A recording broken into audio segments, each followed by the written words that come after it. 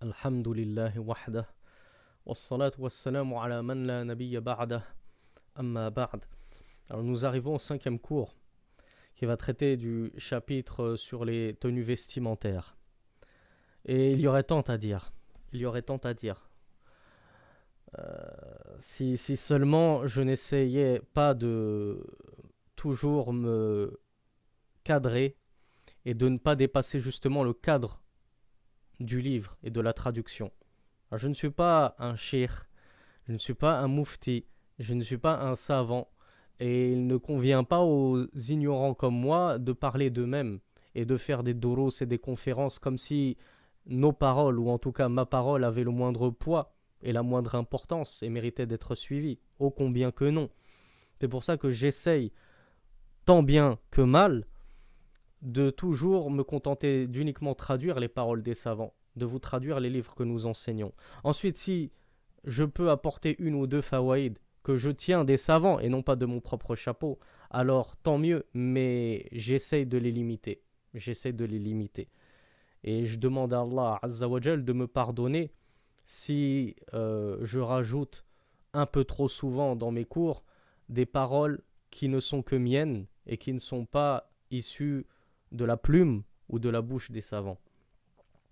Alors, mais le chapitre sur les vêtements, il y aurait tant à dire. Pourquoi tant à dire? Car nos savants, hafizahumullah, vivent dans des pays islamiques, bien évidemment. On n'a pas de savant qui est venu s'installer en France ou en Belgique. Et ils n'ont donc pas accès à ce que nous avons accès en termes de perversion, de turpitude et d'erreur et d'infraction aux bonnes mœurs. Et donc nous, en tant que modestes et petits prêcheurs de pacotille, je vous le concède, nous voyons toutefois des choses qu'on ne verrait pas en Arabie Saoudite, des choses que je n'ai jamais vues en Égypte, mais que je vois en France. Notamment dans la tenue vestimentaire, justement. Et c'est pour ça que j'espère que vous me le permettrez et que je me l'autorise et qu'Allah me pardonne si je commets des manquements là-dedans, de sortir du cadre du cours pour rapporter quelques erreurs que commettent certains de nos frères et sœurs dans les pays européens et occidentaux de manière plus générale. Alors, premièrement, يقول الإمام ابن عبد البر رحمه الله ولا ينبغي أن يترك أحد لبس السراويل إلا من لا يقدر عليها إلا أن يكون محرما فيكفيه مئزره ولا يحتبي الرجل في ثوب واحد ليس على فرجه منه شيء. L'imam Ibn Abd al-Barr rahimahullah nous dit: il ne convient à personne de délaisser le port du sarwal. Vous savez ce que c'est qu'un sarwal? Un sarwal, c'est un genre de pantalon mais large et ample qui ne dessine pas la nudité justement, sauf pour celui qui ne peut pas faire autrement et qui ne possède pas de sarwal. Mais à l'époque, l'imam Ibn Abd al-Barr voyait que le sarwal, c'était la crème de la crème, des vêtements à porter pour couvrir sa nudité.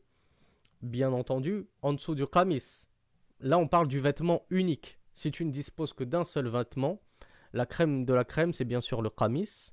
Et si tu ne disposes que d'un petit vêtement pour cacher en dessous, est-ce que tu mets un izar ou bien un sarwal? Eh bien, l'imam Ibn Abd al-Barr vous dit, ce qui est mieux, c'est le sarwal. Et vous voyez que le sarwal était meilleur que l'izar. Alors, qu'est-ce qu'un izar? Pour ceux qui ont vu les pèlerins au pèlerinage, ils portent ce qu'on appelle ar-rida, qui est un drap qui enveloppe le haut du corps, et ils s'entourent le bassin d'un izar. Donc c'est le drap qui va couvrir la partie basse du corps et qu'on enroule autour de la taille. Voilà ce que c'est que al-izar. Donc il y a plusieurs façons de se vêtir en islam. À l'époque du messager d'Allah sallallahu alayhi wa sallam et des salafus salih, il y avait plusieurs façons de se vêtir. Ne croyez pas qu'ils étaient tous en qamis. Ça, c'est une erreur de la part de certains frères qui disent, qui reprochent à d'autres de ne pas s'habiller en qamis. Tu portes un pantalon ample et une chemise ou un polo, et on va te dire, oh, le frère il suit pas la sunna. Tu sais pas que la sunna c'est le qamis? Ah oui, oui, la sunna c'est le qamis bien sûr, mais pas que. Pas que. Rasulullah sallallahu alayhi wa sallam a porté bien des tenues vestimentaires différentes autres que le qamis. Et les salafus salih, est-ce qu'ils ne suivaient pas la sunna? Et les salafus salih, on trouvait chez eux les sarwal, on trouvait chez eux le izar et le rida, on trouvait les qamis, on trouvait les bournous, etc., etc., etc. Donc l'imam Ibn Abd al-Barr, lui, il était pointilleux sur le sarwal. Il voyait que c'était un vêtement qui cachait très très bien la nudité de l'homme. Et vous allez comprendre pourquoi à la fin de son propos. Donc il dit, il ne convient pas à quiconque de délaisser le sarwal. Donc je pense que il s'adressait bien évidemment principalement aux hommes. On connaissait, à ma connaissance, les femmes ne portaient pas le sarwal. Ni à cette époque, ni de nos jours. Il me semble que de nos jours non plus, les femmes ne portent pas le sarwal, sauf peut-être certaines soufis, ou certaines... quoi qu'on a des sarwals féminins. Effectivement, maintenant que ça me revient, notamment la marque Al-Basira, elle fait des sarwals féminins, typiquement féminins, qui ne ressemblent pas beaucoup aux sarwals des hommes. Quoi qu'il en soit. L'imam Ibn Abd al-Barr nous dit « Illa man la yaqdiru alayha » sauf celui qui n'a pas la capacité ou qui n'a pas les moyens d'obtenir ses sarwals, alors il peut porter autre chose. Sauf s'il est muhrim. C'est quoi un muhrim? Le muhrim, c'est celui qui s'est habillé du vêtement de l'ihram pour procéder au pèlerinage, qu'il soit petit ou grand. Le hajj ou l'umra. Donc le muhrim, comme on vient de le dire, il porte un izar en bas et un rida en haut. Deux étoffes de vêtements blancs par lesquels il s'endrape et il s'enroule. Donc la sunna pour le muhrim, c'est plutôt de porter un izar. Et c'est pour ça qu'il lui dit fayakfihi mi'zaruhu. Au muhrim, ça lui suffit son izar. Mais celui qui n'est pas muhrim, l'imam Ibn Abd al-Barr, il dit, il ne convient pas de délaisser le port du sarwal pour le izar. Il vaut mieux porter un sarwal, sauf si tu n'en as pas les moyens, ou que tu habites dans un pays où ça ne se vend pas, par exemple, que tu n'as pas la capacité, la possibilité d'en obtenir. Voilà, et que l'homme ne s'assoit pas en ihtiba dans un seul vêtement sans qu'il n'ait quoi que ce soit du vêtement sur son sexe. Alors qu'est-ce que c'est qu'al ihtiba? C'est le fait de joindre ses deux jambes sur sa poitrine et notamment de les envelopper au niveau des genoux avec ses deux mains. Comme on le voit très fréquemment au Jumu'ah de la part de certains frères. Donc je m'assois, puis je ramène mes jambes et mes cuisses contre ma poitrine et je les encercle avec ma main. Ça, c'est al-ihtiba. Et l'imam Ibn Abd al-Barr nous dit donc, il ne convient pas pour celui qui ne porte qu'un seul vêtement. C'est quoi un seul vêtement? C'est notamment le qamis. Quelqu'un qui va porter un qamis. Ou quelqu'un qui va porter un grand rida, un grand drap blanc. Mais il n'a rien en dessous de ce grand drap blanc dans lequel il s'est drapé. Il n'a pas de sarwal notamment. Eh bien l'imam Ibn Abd al-Barr nous dit il ne convient pas qu'il s'assoie comme ça sans qu'il n'ait quoi que ce soit de vêtements sur son sexe afin de cacher sa nudité. Pourquoi? Parce que lorsque tu t'assois ainsi en ihtiba et que tu n'as rien pour cacher ton sexe, par exemple un slip, une culotte, un caleçon, et si possible un serwal, puisqu'en général les slips et les culottes, certes, ça va cacher tes parties honteuses, donc à savoir le sexe, hein, excusez-moi encore une fois d'appeler un chat, mais ça ne va pas cacher tes cuisses. Or les cuisses, comme on l'a vu, ça fait partie de ta nudité. Ça fait partie de ta nudité qu'il convient de cacher devant les autres. Donc, tu ne peux pas te dire... Donc, lorsque tu t'assois comme ça et que tu ramènes tes jambes vers toi, et qui plus est lorsque tu t'adosses, par exemple, à un mur ou à un pilier, ton qamis en dessous, il est ouvert pour que tu puisses faire sortir tes jambes et tes pieds. Mais lorsque tu ramènes tes jambes vers toi, premièrement, ça va faire remonter un pan de ton qamis. Et il est possible qu'on voit en bas, eh bien qu'on voit justement ton séant.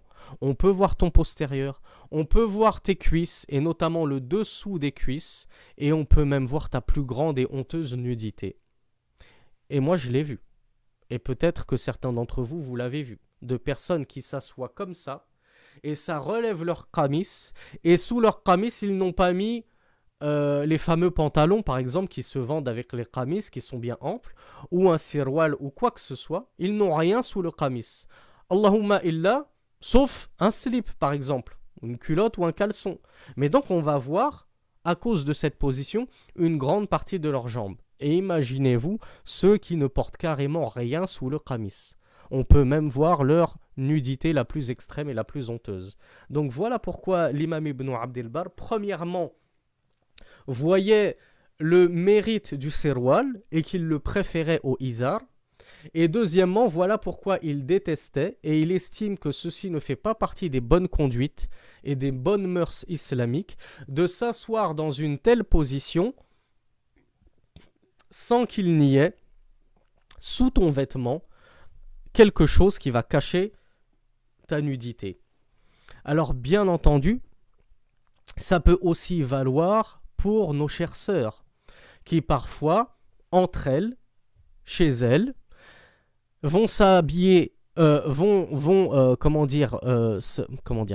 s'asseoir en tailleur, hein, vous connaissez la position du tailleur, et ça peut parfois soulever une partie de leur djilbab. Pour celles qui ont pour celles à qui Allah subhanahu wa ta'ala a guidé sur le chemin du djilbab. Et on ne cessera jamais de rappeler que le djilbab est une obligation. Hein.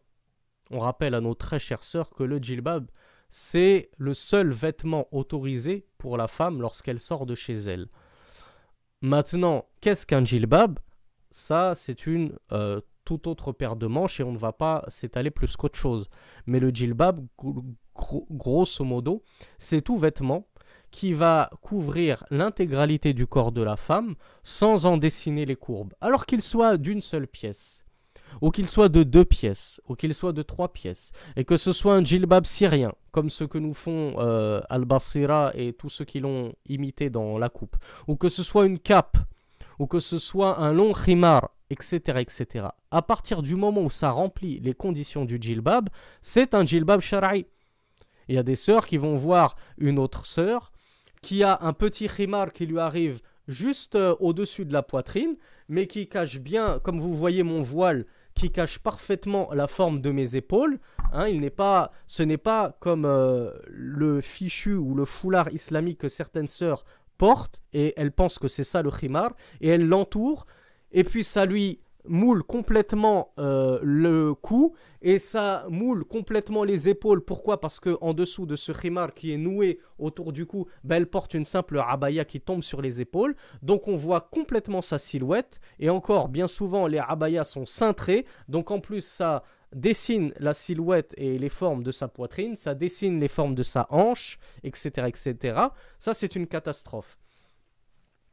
Et à la limite, oui, effectivement, ça pourrait être judicieux de le mentionner durant ce cours. Hein. Ça fait partie des choses sur lesquelles je ne voulais pas trop sortir du cadre du cours, mais en fait, on est en plein dedans. On est en plein dedans, donc je me permets de déborder des propos de l'imam Ibn Abd al-Barr, puisque ça concerne justement, c'est le chapitre du Adab ul-Libas, donc les bonnes convenances à adopter dans les tenues vestimentaires. Donc lorsqu'on aborde les bonnes convenances à adopter dans les tenues vestimentaires, il faut notoirement et foncièrement aborder les erreurs de nos frères et de nos sœurs pour qu'ils comprennent mieux. Et par le contraire, s'éclaircissent les choses. Lorsque je veux éclaircir une chose, eh bien je vais parler de son contraire. Tu vois le contraire? Eh bien toi tu dois faire le contraire, puisque ce contraire-là est interdit. Donc si tu veux savoir ce qui est autorisé, c'est le contraire de cette chose interdite. Quelles sont les choses interdites? Ben, on l'a dit pour nos sœurs, ce sont tous vêtements moulants, tous vêtements qui vont les exhiber plus que les cacher. Donc la sœur, le seul vêtement qui lui est autorisé, c'est le djilbab. Qu'il soit en plusieurs étoffes ou en une seule étoffe, elle se débrouille.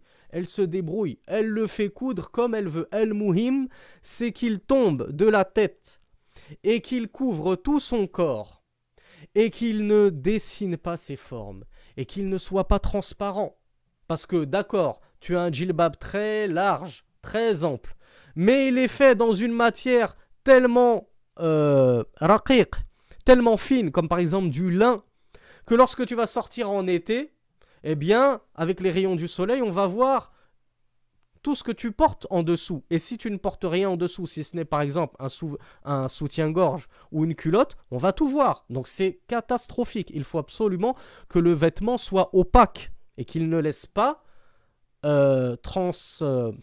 transapercevoir, et qu'il ne laisse pas apercevoir en tout cas, ou transvoir, je ne sais plus si le verbe existe, la couleur de ta peau.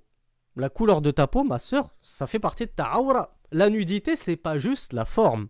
Ça, il faut le savoir. Et ça vaut pour les hommes comme pour les femmes. La nudité, c'est pas juste la forme, mais c'est la couleur de la peau. D'ailleurs, pour vous confier une petite anecdote, dans le fiqh, dans la jurisprudence, la plupart des anciens savants, ils décrivaient satru al-awra comme satru lawnil bashar. Et je ne suis pas du tout d'accord avec eux. Pas parce que moi, Sami Chaouch, je suis un savant ou qui que ce soit, mais parce que j'ai été convaincu par l'argumentation des autres savants qui disent la yakfi la siyama lil mar'a.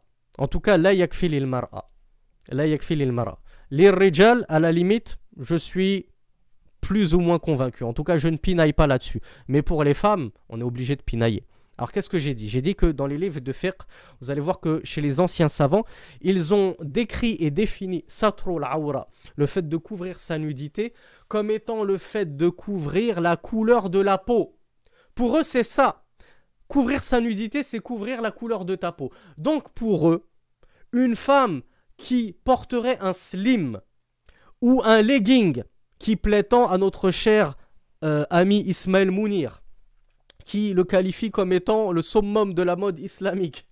Wala'iyadhu billah, wala hawla wala quwwata illa billah. Qu'Allah le guide ainsi que nous.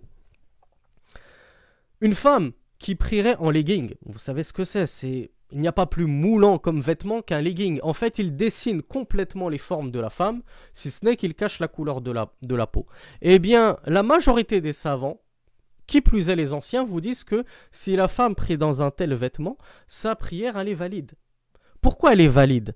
Alors que c'est makrouh, c'est détestable de prier dans des vêtements dayiqa, étroits, comme vous le savez tous. Et ils disent que sa prière, elle est valide. Pourquoi? Parce que satarat awrataha, elle a caché sa nudité. Vous allez dire kaif? Eh bien, ils vous disent, elle a caché la couleur de sa peau. Est-ce que tu as vu la couleur de ses jambes? Est-ce que tu as vu la couleur de son postérieur? Non. Mais elle a caché ceci par un legging, eh bien sa prière elle est valide. Cependant, hein, ne vous y détrompez pas mes chers frères et mes chères sœurs, il ne convient pas de prier dans des vêtements moulants.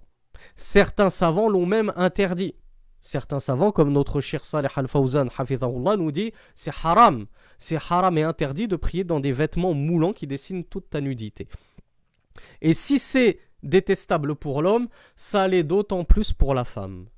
Mais nous sommes d'avis que lorsque la femme sort et qu'elle est en présence d'étrangers, il ne suffit plus comme condition aux vêtements et au satru al-awra, le fait de cacher la nudité, de cacher uniquement la couleur de la peau.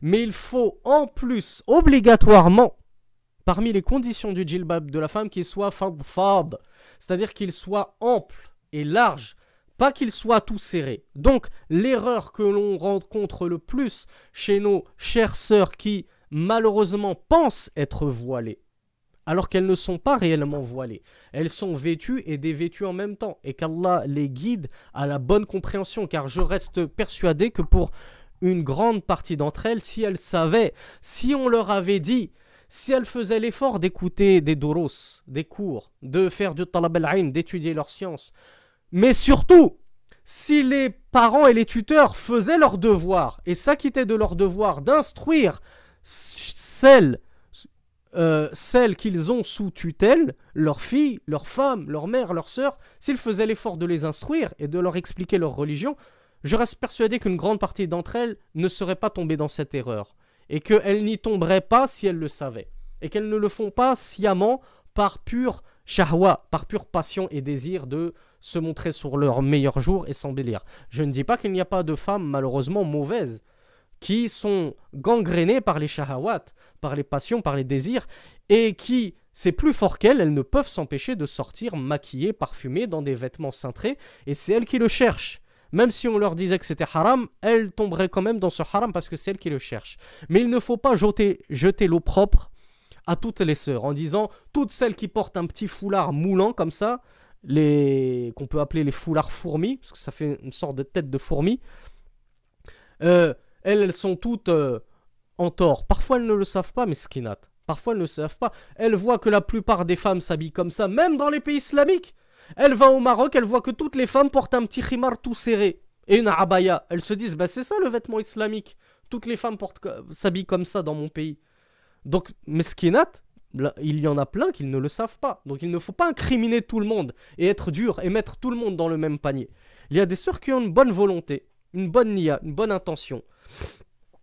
Donc, ce petit foulard que tu serres sur toi, puis tu mets une abaya que tu portes sur tes épaules, que tu ne portes pas au niveau de la tête, ça ne passe pas. Ça, ce n'est pas un djilbab. Tu peux prier avec, mais tu ne peux pas sortir avec en présence d'hommes. Il faut absolument que, premièrement, l'une des parties de ton djilbab tombe de la tête, et non pas des épaules, et qu'elle cache toute ta silhouette et toutes tes formes. Donc, il ne faut pas que ça dessine tes épaules. Il ne faut pas que ça dessine ton cou. Et moi, personnellement, parce qu'il y a eu plusieurs interprétations de ce propos du messager d'Allah sallallahu alayhi wa sallam, qui avait dit qu'il avait vu deux types de femmes en enfer qu'il n'avait jamais vu, ou deux types de personnes en enfer qu'il n'avait jamais vu, qu'il n'avait encore jamais vu, qui se faisaient donc châtier dans le feu. Et il a décrit des femmes, donc il a vu se faire châtier dans le feu, et qui avaient sur leur tête comme des sanamul burt, comme les bosses des chameaux. Alors, il y a des personnes qui vont vous interpréter ce hadith en disant que ce sont les sœurs qui font exprès de se rajouter des couches et des couches de turban sous le voile ou sur leur voile, pour que ça, et ça finit par dessiner comme une bosse. Et ça, on le rencontre malheureusement beaucoup chez les soufis, ou chez certaines sœurs qui vont se faire de gros chignons, parce qu'elles n'aiment pas laisser leurs cheveux dépasser derrière. Elles vont les rouler en boule et se faire un gros chignon et mettre le voile par-dessus. Donc ça va faire effectivement une grosse bosse par-dessus la tête. Moi, personnellement, et ce n'est que mon opinion, qui ne vaut strictement rien, mais je pense que il est aussi très judicieux de remarquer que nos sœurs, nos chères sœurs, qu'Allah les guide à la rectitude ainsi que nous, qui portent malheureusement cet accoutrement, le combiné à abaya sur les épaules plus petit khimar tout serré autour du cou. Donc qui laisse complètement dessiner toute leur silhouette. J'aurais du mal à vous le représenter. Peut-être que comme ça on voit bien. Vous voyez, toutes les hajas, on les voit toutes comme ça, et nos sœurs, la majorité s'habille comme ça. Donc on voit toutes leurs silhouettes, vous êtes d'accord? On voit très bien si la sœur est fine ou grosse. On voit très bien si la sœur, est fine ou bien portante. Ou qu'elle a de la chair, ou qu'elle n'a que les peaux sur les os. Il y a des hommes qui sont très portés là-dessus, d'accord? Ça, ce n'est pas le djilbab qui est autorisé. Il n'est pas autorisé parce que il dessine complètement la silhouette de la femme. Mais en plus, est-ce que vous ne trouvez pas qu'ici, ça fait comme une bosse de chameau, puisque c'est complètement scindé et séparé de mes épaules. Donc on a l'impression que sur mes épaules est posée comme une bosse de chameau. Et moi, j'ai bien l'impression que c'est peut-être ces sœurs-là qui sont malheureusement mentionnées dans le hadith, ou que le messager d'Allah sallallahu alayhi wa sallam a vu brûler en enfer. Elles étaient couvertes, mais pas bien couvertes. Et leur tête était telle des bosses de chameau. Donc, on enjoint vraiment à nos très chères sœurs d'adopter absolument le djilbab islamique. Et on ne parle même pas, bien évidemment, de l'obligation de porter du voile. du port du voile, pardon.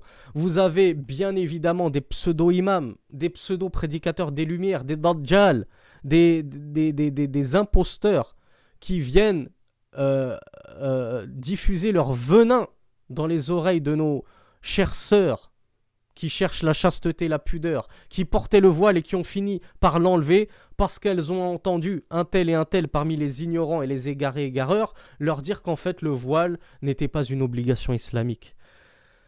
Wala hawla wala quwwata illa billah. Alors nous rappelons à ces chères sœurs, ainsi qu'à ces pseudo-prédicateurs et pseudo-imams, autoproclamés imams, que les savants de tout temps, ils n'ont jamais divergé sur l'obligation du voile, mais ils ont divergé sur l'obligation du niqab. Les savants des premières et des dernières générations se sont demandé: est-ce que c'est le niqab qui est obligatoire ou c'est juste le djilbab? Ou plutôt, est-ce que le niqab est obligatoire avec le djilbab ou il n'est pas obligatoire? Pardonnez-moi.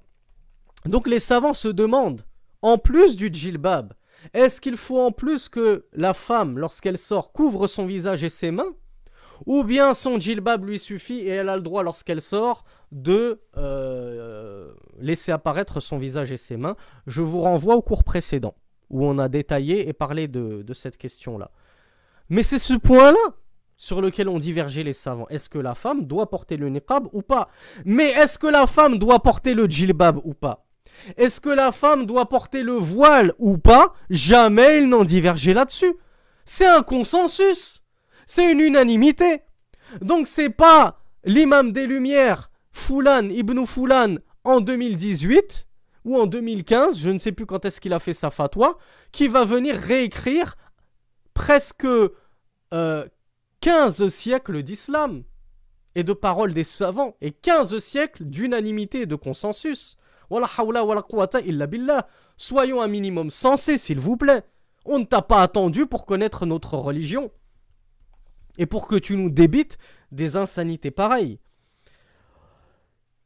قال ابن مفلح رحمه الله في الآداب الشرعية tome numéro 3 page 494. سئل أحمد رحمه الله عن لبسه فقال هو il y a alors سئل الإمام أحمد عن لبسه يعني لبس السروال, donc c'est pas mentionné là mais c'était mentionné plus tôt. Donc عن لبسه يعني لبس السروال فقال هو أستر من الأزر. الأزر جمع إزار ولباس القوم كان الأزر. Donc Ibn Muflih, rahimahullah, grand savant Hanbali, nous rapporte dans son livre Al-Adab al-Shar'iyya, tome numéro 3, page 494, l'imam Ahmed ibn Hanbal a été questionné au sujet du port du sirwal. Il a dit, il est plus couvrant astar, c'est-à-dire que huwa afdalu fi satr al-awra. Il couvre davantage la nudité que les uzur, pluriel de izar. Donc l'imam Ahmed rahimahullah nous dit le sarwal c'est encore mieux qu'un izar.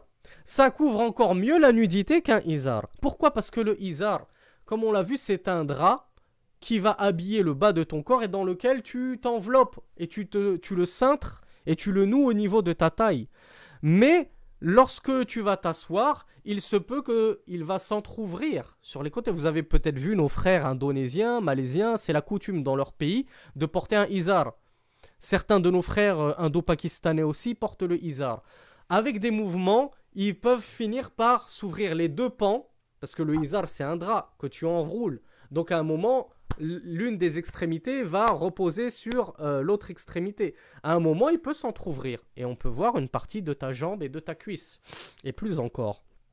Et lorsque tu t'assois, ça va être le même problème que le qamis, ça va remonter et ça peut laisser apparaître ce qu'il y a en dessous. Alors que le sirwal ne possède pas ces inconvénients-là. Quoi que tu fasses, aussi rapidement pourras-tu marcher. Tu pourras faire le grand écart si tu veux, et si tu y arrives, pour nos frères doués en sport. Ou tu pourras t'asseoir ou même t'allonger, le sarwal te couvrira parfaitement. Il ne risque pas de laisser de dissimuler une partie de ta nudité. Et le messager d'Allah sallallahu alayhi wa sallam avait dit, donc au sujet du muhrim, وَمَنْ لَمْ يَجِدْ إِزَارًا فَلْيَلْبَسْ سَرَاوِيلٍ وَمَنْ لَمْ يَجِدْ نَعْلَيْنِ فَلْيَلْبَسْ خُفَّيْنِ. Donc le messager d'Allah sallallahu alayhi wa sallam avait dit, quiconque ne trouve pas de izar, qu'il porte, là on parle du hajj et de la umrah, hein, du pèlerin qui est en habit d'ihram, quiconque ne trouve pas de izar alors qu'il porte un sarwal, et quiconque ne trouve pas de sandales qu'il porte les bottines, al-khuffayn. Deux faïda.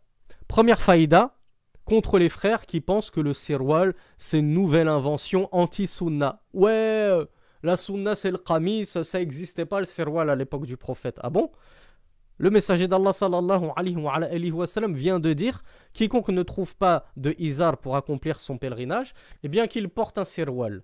Donc ça existait bien au temps du prophète sallallahu alayhi wa sallam.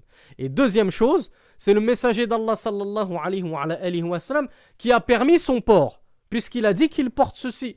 Il n'a pas donné le choix avec un qamis ou un autre vêtement, mais il a choisi le sirwal. Donc c'est qu'il a donné son agrément pour le port du sirwal. قال العيني في عمدة القاري والصحيح أنه إذا ستر عورته لا يكره الصلاة فيه وانظر نيل الأوطار للشوكاني tome numéro 2 page 102-103.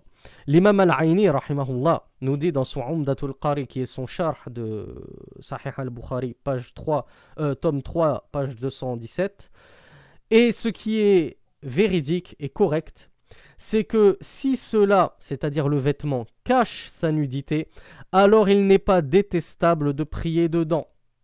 Par exemple, prier en sarwal. Est-ce que prier en sarwal, c'est détestable? Et il y a des frères qui vont vous dire, oui, c'est détestable de prier en sarwal, il faut prier en qamis. Mais d'où tu sors ça, Akhi? Qui nous impose de prier en qamis? Et qui nous interdit de prier en sarwal? L'imam al-Aini nous dit, à partir du moment où ça cache ta aura, alors il n'est pas détestable de prier dans un tel vêtement. Alors, avec la notation que je vous ai donnée tout à l'heure, n'oubliez pas, ça fait partie... L'imam al-Aini vous prouve exactement ce que je vous disais tout à l'heure. La majorité des savants voient que si ça cache la couleur de ta peau, alors c'est bon, ta prière elle est valide et il ne t'est pas interdit de prier dans un tel vêtement. L'imam al-Aini nous dit c'est pas détestable. Alors qu'on l'a vu, peut-être que l'avis le plus correct, c'est qu'il est détestable de prier dans des vêtements moulants qui dessinent ta nudité et tes formes.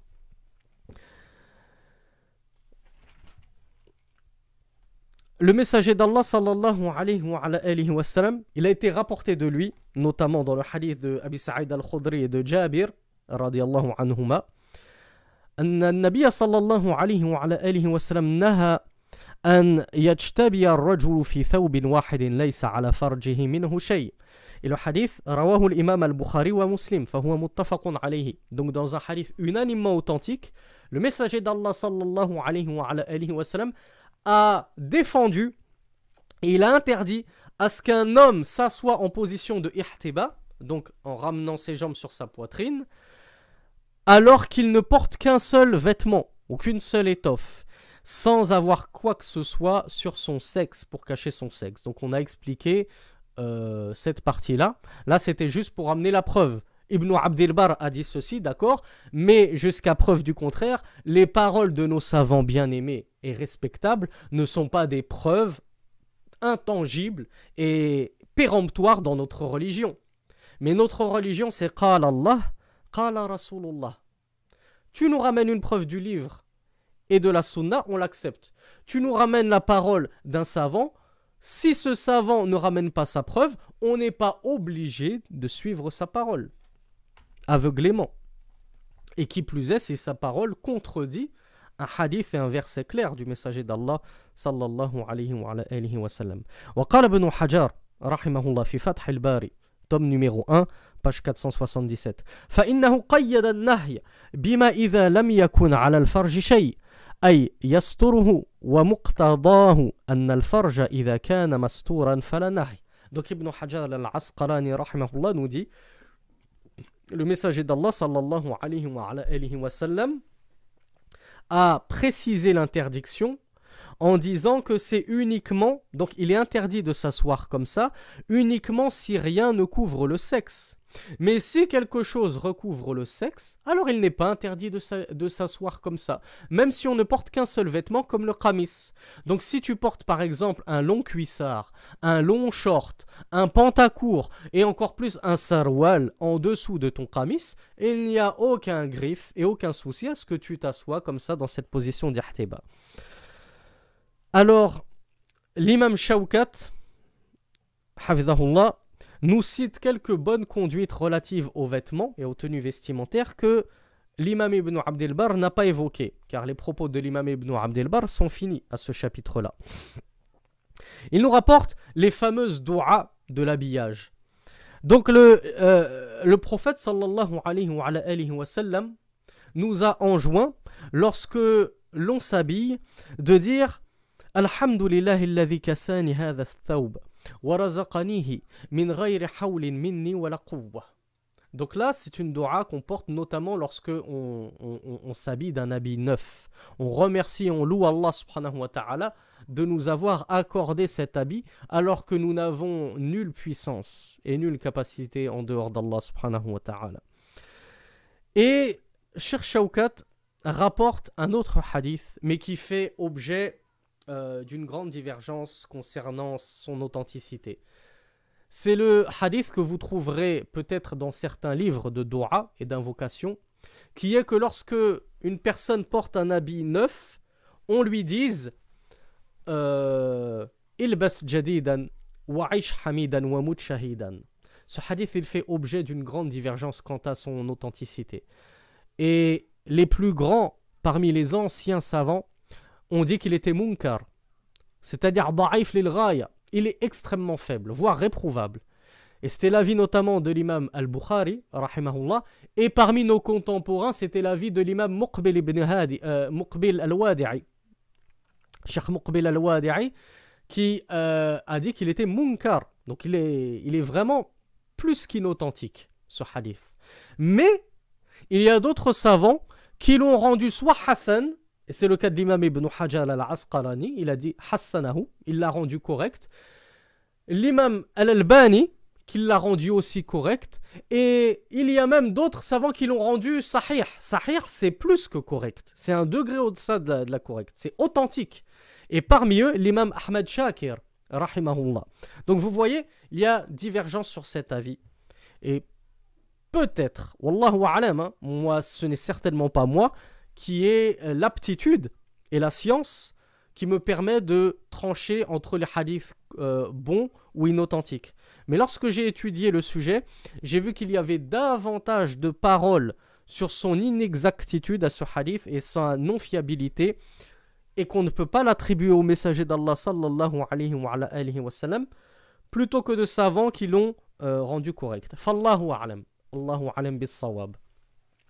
Et parmi les bonnes conduites relatives aux vêtements, il y a l'ubsul bayad min ath-thiyab.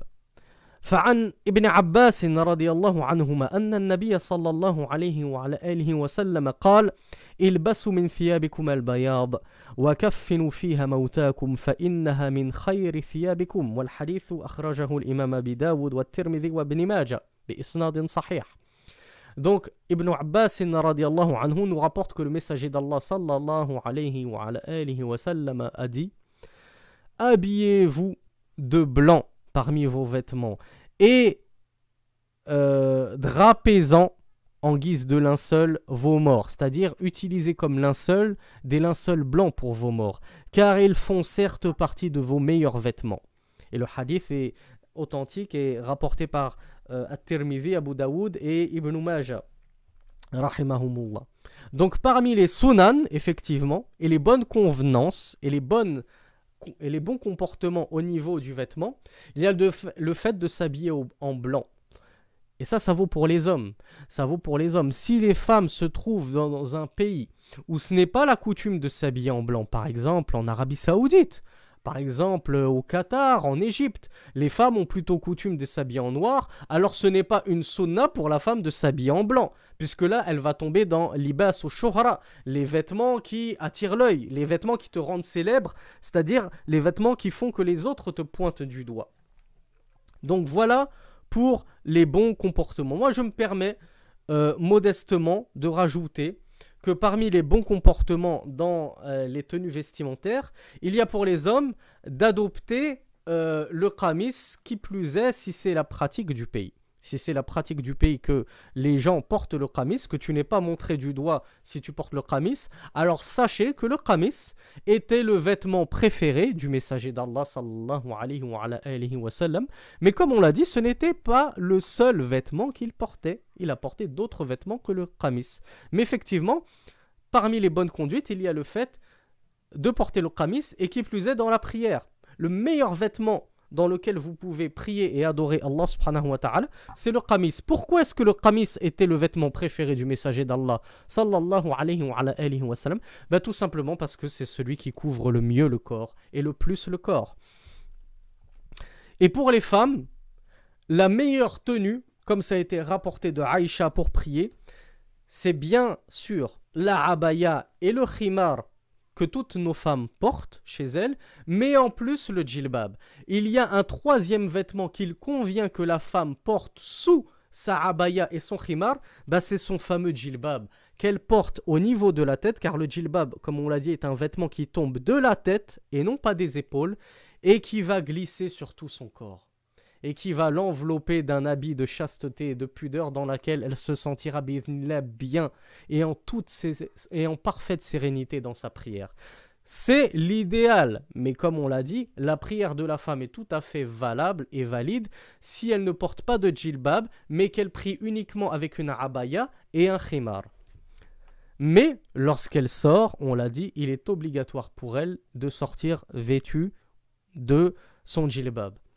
Voilà pour les bons comportements et les bonnes mœurs. Et juste une dernière erreur, car nous approchons de l'été. Il fait de plus en plus chaud. Et donc, nos frères et nos sœurs vont être amenés à se découvrir de plus en plus et à porter de plus en plus des vêtements courts et légers. Je rappelle une erreur énorme que pratiquent nos frères plus que nos sœurs. C'est que nos frères, en prière, qui ne veulent pas porter le qamis, pas de souci. On a dit, vous n'êtes pas obligé de porter le qamis en prière. Donc ils portent juste un pantalon. Malheureusement, souvent, le pantalon est moulant. Donc on rappelle, il est inconvenable de porter des vêtements en prière. Je ne vais pas moi dire l'avis que c'est interdit. Et pourtant, j'ai dit que c'est un avis qui est rapporté de certains de nos mashaykh, notamment Cheikh Salih Al-Fawzan.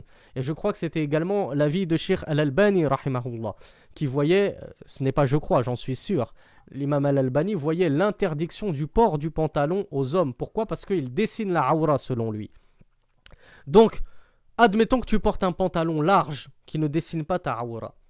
Puis tu vas mettre un petit t-shirt ou une chemise, mais une chemise courte qui ne rentre pas bien dans le pantalon.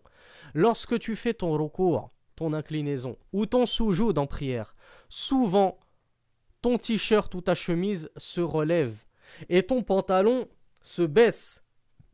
Et qui plus est, chez nos frères qui portent des pantalons taille basse, et alors se distinguent devant ceux qui prient derrière une telle personne, tout son séant, tout son postérieur. On voit une raie. Wala hawla wala quwwata illa billah. Premièrement, la prière est invalide si on voit ton séant. Ça, c'est l'avis de la majorité des savants.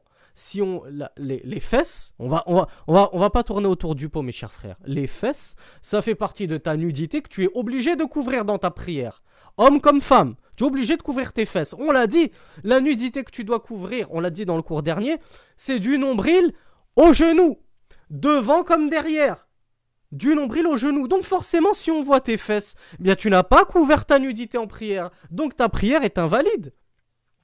Donc, non seulement ta prière elle est invalide, mais en plus tu tombes dans un péché énorme qui est le fait d'exposer ta nudité à tout le monde.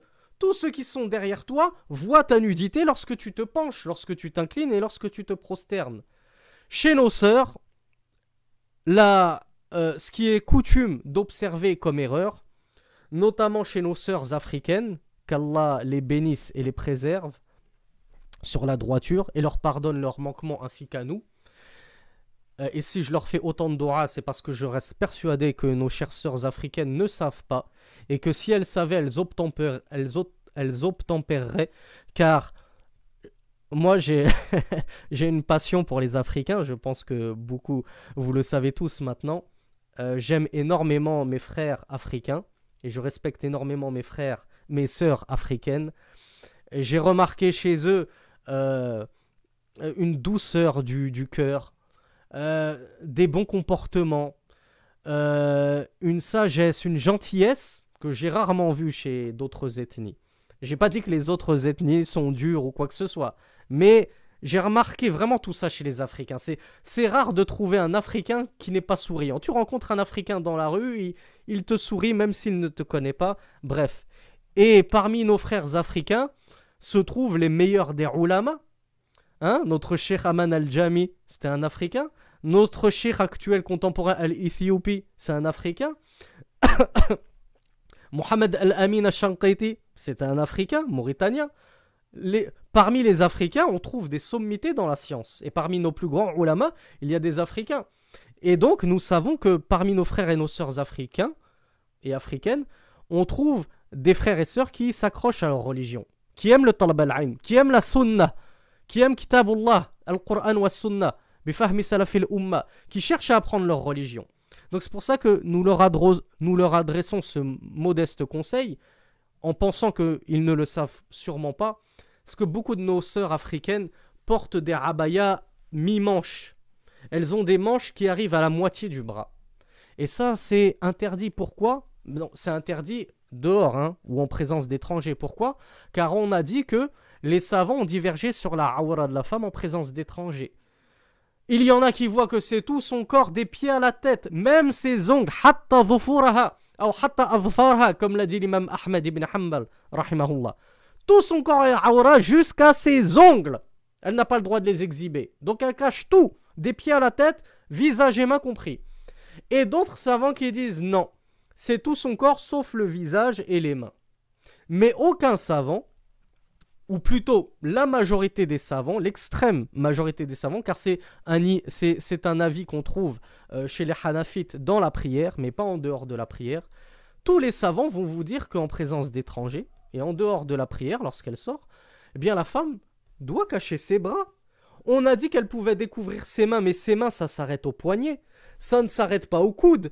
Donc comment se fait-il qu'on trouve certaines de nos sœurs qui ont des abayas qui leur arrivent jusqu'ici ? Et donc on voit 15 cm de bras. Leur bras est une aura. Oh ma sœur qui m'écoute, ton bras est une aura. Tu ne peux pas l'exhiber. Et là, l'erreur la plus commune chez nos sœurs, qui pensent être bien habillées, meskinat, elles font des efforts, elles essayent de porter le voile, elles essayent de porter des abayas, elles voient les femmes s'habiller comme ça dans leur pays, donc elles pensent que c'est ça le djilbab légiféré. Certes, on a parlé du fait que ce n'est pas le djilbab légiféré, de porter une abaya, un voile. Mais il y a une autre erreur qui s'adjoint, c'est que tant de sœurs, la majorité des sœurs, même dans des pays islamiques, même en Égypte, j'ai vu que la majorité de nos sœurs ne savent pas ou feignent de ne pas savoir que les pieds sont une awra. Oui, les pieds, c'est la partie la plus vile du corps. C'est la partie la plus basse du corps. Ils sont sales, ils sentent le roquefort si vous voulez. Ils sont en contact avec la terre, ils sont noirs, ils sont fissurés, scarifiés. Pratiquement personne, à part les fétichistes, ne fantasme sur les pieds d'autrui.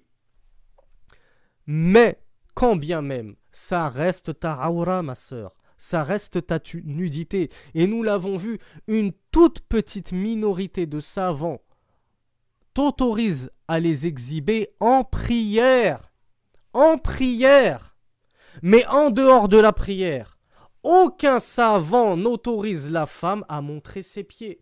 C'est une aura. Et je vous renvoie à nos modestes cours de fiqh de Minhaj al-Muslim où nous avons longuement détaillé ce point-là. Donc c'est une erreur fahish, muntashir, propagée partout, diffusée partout, qu'on voit partout et même dans les pays islamiques. Beaucoup de sœurs portent des abayas, des foulards, mais elles ne portent pas des robes suffisamment longues pour couvrir leurs pieds. Et si elles portent des robes un peu trop courtes, elles ne portent pas de chaussettes ou de chaussures pour couvrir leurs pieds. Et elles exhibent leurs pieds devant des étrangers. Et alors, elles se mettent elles prennent des péchés pour avoir exhibé une partie de la nudité, de leur nudité, à des hommes qui ne lui sont pas des maharim. Donc on termine dessus, car c'est un point sur lequel j'insiste depuis 4 ans, et je le répète partout où je vais, et dans chacune des mosquées dans lesquelles je prêche, mes sœurs, faites attention à vos pieds. Vous n'avez pas le droit de les montrer à autre que vos maharim.